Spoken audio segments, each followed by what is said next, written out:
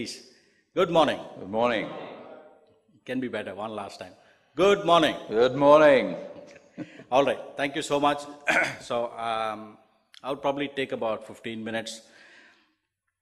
Share with you, a perspective in terms of how we see the UAE logistics industry, right? So I represent Frost & Sullivan. I manage Frost & Sullivan's transportation and logistics practice.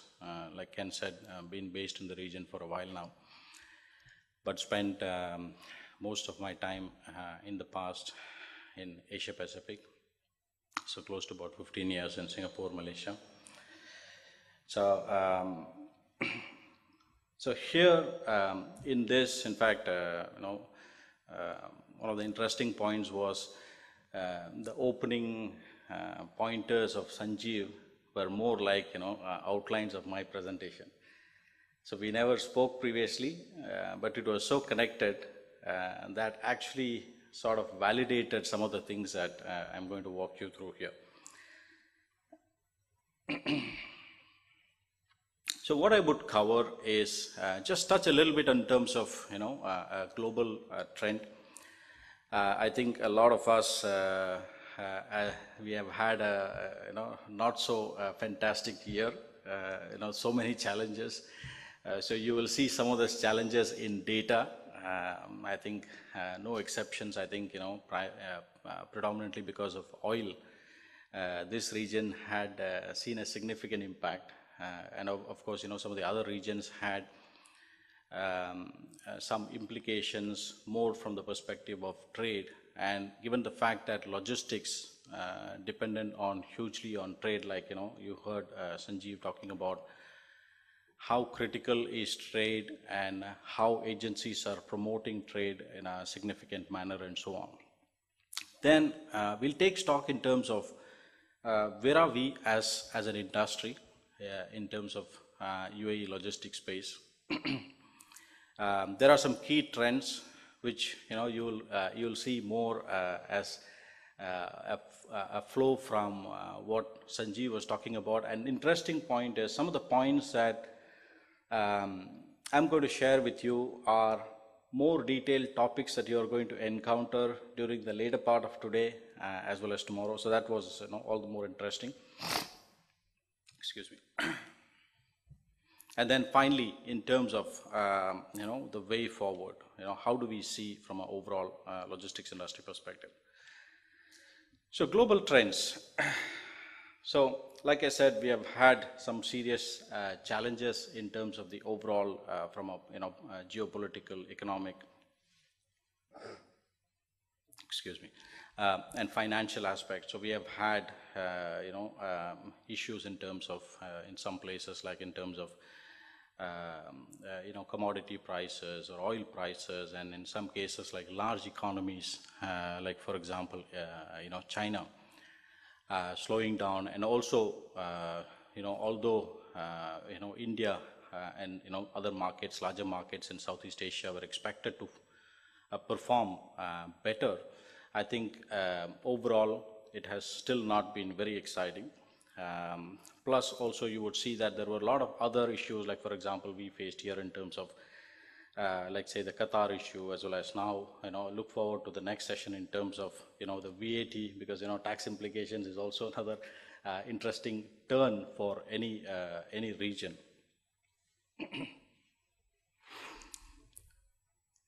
So if you see a big part of it, specifically from this region's perspective, if you see a big part of it is obviously oil. So in the past we had seen that there has been on one hand we have had sort of a demand induced price drop, and recently what we experienced was more of a sort of a supply induced price drop.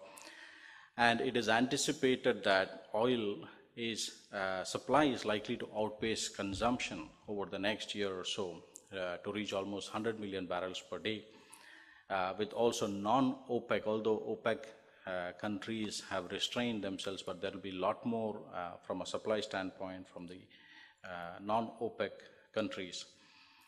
But things are not expected to be so bad in terms of many of you know, the overall economic forecast that people project. So we see that the world GDP is still expected to perform better over the next year. Primarily, you will see that some of the regions that will actually support this growth will be in the form of GCC, African regions, as well as Asian regions. So lower oil prices certainly will have an effect and oil revenue specifically from an OPEC standpoint, and then you will see that global economy will be strengthened based on strong trade revival, and you will also see that the emerging economies, most of the cases you will see that today you look at any emerging economy whose services sector it used to be what, like say less than 30%, today would be probably doing 50 to 60% in terms of overall economy from a services standpoint. So that will be a big transformation in terms of emerging economy. So having said this, let's look at what is in store from you know, from a UAE standpoint. So fundamental to logistics is to look at what is the freight volume we are handling. You know, I've seen you know, some larger freight volume countries. When I was in Asia Pacific, for example, from an ocean freight standpoint, Indonesia used to handle a lot more freight. So is the case with Singapore, for example, in terms of containers. But of course, when we talk about UAE, we have a significant share in terms of air cargo. We do reasonably well in terms of ocean freight, and of course, you know, there is a significant amount of road freight, and hopefully in future there will be some movements in terms of rail freight. So if you see the overall economic impact from a logistics industry perspective, so today transportation and warehousing accounts for close to about 8.4% of the GDP. How does this compare with you know, rest of the countries? A typical manufacturing economy, you know, will probably have something in the range of 5%. And a more of a trading economies will have in the range of 8 to 10%. So you will see that in some cases also, like for example, Singapore, Hong Kong, in some of these countries, the logistics industry contribution to GDP is actually improving from the levels of about 5.5, 6 to, you know, they are trying to get this to the level of close to about, you know, 7 or 8. So we are already there. Significant part of it is still maritime transportation, primarily because of the volumes. And if you see from a trade perspective, you know, we have a very diversified portfolio, key trading economies as partners, strong regional trade participation. So you can see that, you know, the statistics is not skewed. Some cases you will see that there can be a higher impact when you actually deal with, you know, 1 or 2 or 3 major countries, because here it is very diversified portfolio. And in terms of, you know, and many of it is actually going to be with the future emerging economies, or rather the emerging economies in general. So what does this mean from a freight volume standpoint? So you will see, like I said, you know, we are probably, we still have a lot more opportunities in terms of freight volume, because if you look at it from a volume handling capability standpoint, I think we, you know, UAE has done enough to build up the capacities and to attract volumes. For a size of the economy, I think, like you already saw the share in terms of the, you know, the contribution of the logistics sector to the GDP is still very significant, right? So there is a lot more potential with some of the key trends emerging, and, you know, there is a lot more, like I said, you know, like we see the focused activity, for example, you know, by agencies and you know, individual organizations and so on. So let's look at what I wanted to spend time on is to see what are some of the key trends, you know, so that can actually help us see where this is heading. So I'm going to speak about some 8 key trends. So one, you know, what Sanjeev was talking about in terms of multimodal, you know, is very, very well aligned, you know, a prime transit and re-export. He was talking about tea and coffee and all those things fills in, you know, in this bucket. And then you have Expo, which is expected to generate opportunities. And then, like I said, you know, there is also an increasing opportunity in the form of Asia sub-Saharan African countries. And the other point is in terms of economic diversification. Then there are some other trends in terms of technology. So, the future in terms of most industries and economies is in terms of digitization and improved technology. So logistics industry is not going away from that. So there are some examples that I wanted to share in terms of connected trucks, e-commerce, in terms of fulfillment, and then also in terms of capacities, because ocean freight is a very important component and how we do in terms of capacity is also equally important. So you see, UAE as a multimodal transit and re-export hub, ideally positioned, like, you heard, I think most of anybody who would even speak without the data would say the same thing. There's central location, easy access, favorable regulations, an increasing number of manufacturing facilities. Some of these free trade agreements help in actually emphasizing or making it easier from a trading standpoint. So you'll see that there are Dubai as an export hub is attracting heavy investments and in the development of logistics facilities and infrastructure and state-of-the-art infrastructure across transportation modes, along with presence of some international logistics firms.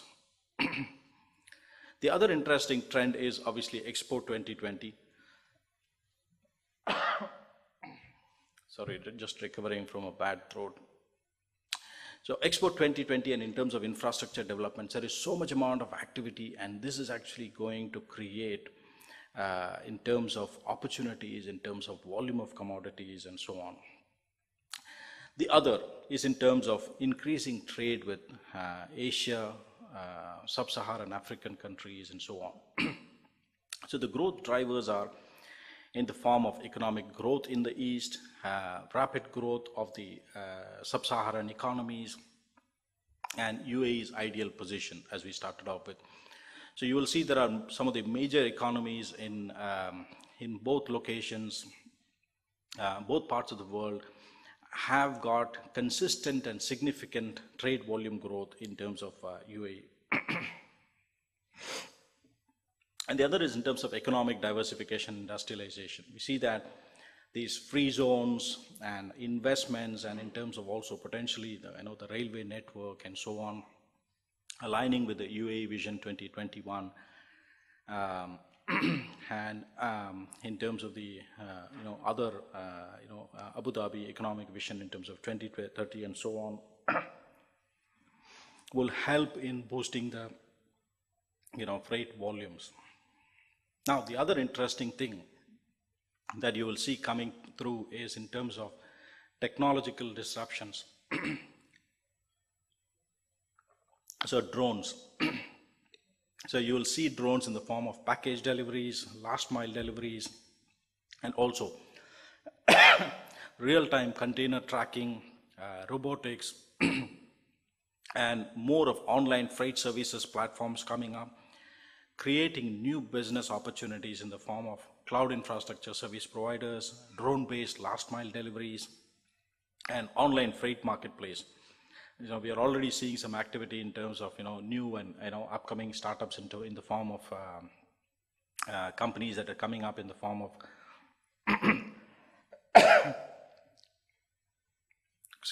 form of online freight service platforms. The other is transportation has historically been looked at as a business which is very commoditized and which sort of lacks any kind of a glamour, so to speak. But some of the things that is actually getting into the transportation space in the form of connected trucks. By 2025, about 63.5 million trucks are expected to be connected globally. And recently, earlier this month, Dubai also launched the IoT strategy, which is also this is in sync with what's going to happen in terms of connected trucks for this part of the world. So you already have RTA initiatives, and in terms of the connected trucks will help in terms of reducing the operating cost as well as bringing down helping fleet operators, optimize factors such as fuel, maintenance, driver wages, which together contribute more than 60% of the total cost of ownership. And then e-commerce, last mile delivery. So this is another interesting area today, which is actually talked about a lot, but there is also, points that a lot of e-commerce logistics companies are still not making profit, money. So which is also true. So there is also so both sides of the story, but the segment is more attractive in the sense that they quickly grow up to becoming a 30-40-year-old logistics company. That is what this e-commerce space is actually doing. So you'll have drone-based deliveries, GPS tracking, emergence of like captive logistics arms to serve internal demands, big data analytics that reduces turnaround time, and then tie-ups with local retailers and so on. So you have already seen a lot of activity in the e-commerce space. UAE is actually seen as a launch pad for some of the other GCC, or you could safely say even other Middle Eastern countries, which is a nice thing. And then finally, we have always, you always look at ports as a supply driven business model. You cannot actually build a port after large ship starts to call on to the specific port. So it is always a supply driven capacity, and we are already seeing that. We have created capacities from, like say, mega ships standpoint, carrying close to about, 18, 19,000 TEUs at a stretch. So all this is actually going to, and with defined, turnaround times, more predictable supply chain, visibility, and so on. So this is actually going to come a significant way in terms of what it means as a key trend from an overall logistics business. So finally, the concluding section. So we see that significant amount of effort has gone in the form of infrastructure development and technology upgrades and so on in the logistics sector over the last, half of the decade. Now there is a conscious effort in terms of, binding together the GCC in terms of multimodal transportation network to support the logistics hubs in the region, right? The future is going to be in terms of connecting the multiple regional logistics hubs to focus on regional as well as global needs. Today, if you see, every country is focusing on trying to develop logistics spaces, logistics parks, and so you cannot actually try to compete, with these. You have to try and complement so that you can actually present a one team approach to the rest of the world so that you can attract more investments.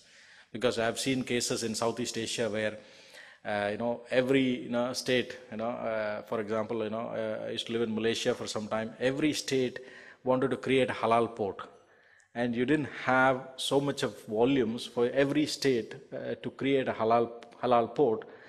So eventually, what happened was, Penang port, which was supposed to be designated as a halal port, eventually did not even meet up the 1 million tons. The bare minimum for them to actually break even in terms of services. So eventually this kind of the idea breaks down. So instead of competing, I think there needs to be a lot more complementing of the capabilities, whether it is between UAE, KSA, or within the region, to be able to attract opportunities. So you will see, like we had seen in some of the key trends in terms of e-commerce logistics, the logistics opportunities presented by Expo 2020, excuse me, the things that are brought about by in terms of connected trucks, real-time visibilities, and most importantly the trade growth. It was very interesting to actually share in the morning when interacting with some people. One of the companies was talking about their base more in terms of Africa. So there is, today if you see, companies like DHL have really become a significant player in Africa. Why? Because they went in first.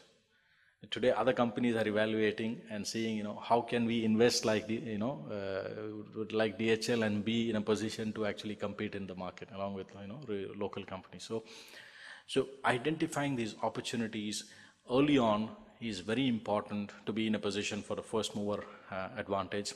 There is also significant infrastructure development plans in this region. So like I said, a big part of cargo volumes from a UAE perspective is air. We do, like for example, if you look at, for example, Singapore does close to about 31 million TEUs a year. But in terms of air cargo, if you see, they are still struggling, being there at, despite Changi Airport being the best of the best airport year after year.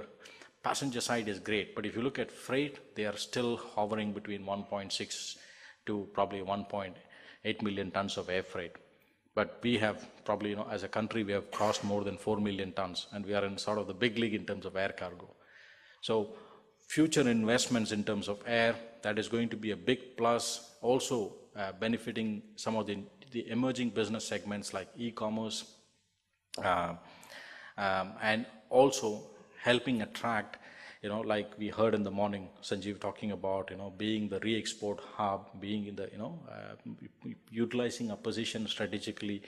I think this is a very interesting position from an air cargo standpoint. And of course, like we always see from an ocean freight standpoint, capacity. Adding capacity is the key to be in a position to tap opportunities which will in future emerge between Africa. Today, for example, a few years back when we did some assessment of some of the emerging trade lanes, we saw a Vietnam-Africa trade lane emerging. This was a few years back. So today, some of these trade lanes which might look like just about 5,000 kgs, of cargo in a year, tomorrow those things can actually become like 20,000 TEUs of freight. So those are the emerging trade lanes that needs to be looked at, and those can actually provide better opportunities. So that's about it. So with that, thank you so much. I hope I have set the context. I was very worried about not being able to speak with the last 3 days. I was like completely on my bed. Thank you so much. So one of the interesting things that I see is that a lot of these topics, for example, whether it is in terms of regulations and taxation, or whether in terms of implementation, in terms of e-commerce and technology and so on, is going to be discussed over the next today and tomorrow. So that's something that actually connects very nicely. Thanks a lot. I look forward to having the most of this conference and these sessions. Thank you. Thanks, Gopal.